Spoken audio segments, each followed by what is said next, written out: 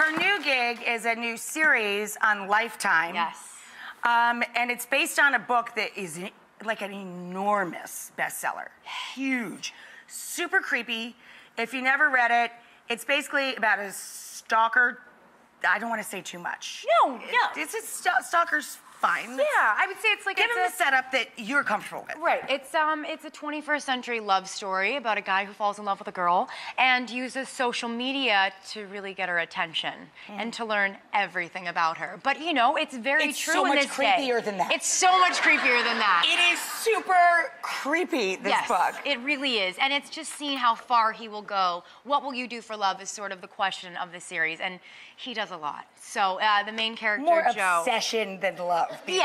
Yeah. You know, but it's borderline. It's like, is that romantic? Is it not? That you stalked me to find out everything? I mean, I don't know. That was Penn Badgley there, and he came on, last time he was on was a couple seasons ago, but he is not creepy at all, but he looks super creepy in that picture. He's so amazing in this, and he really is the most amazing guy, but watching him in this show and perform, you're just like, I'm a little freaked out. Like, even now when I see him, I'm like, hey, Penn.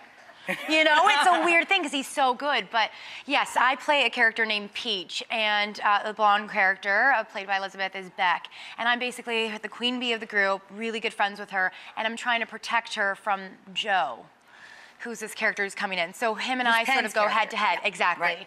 And we're both sort of vying for her love.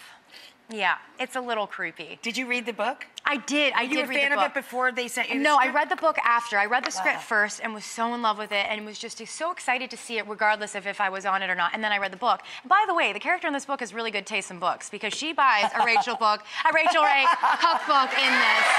So I have an honorable mention. Just want to say a couple times. Yeah. Honorable mention. Exactly. Pretty exactly. Solid. Pretty yeah. solid.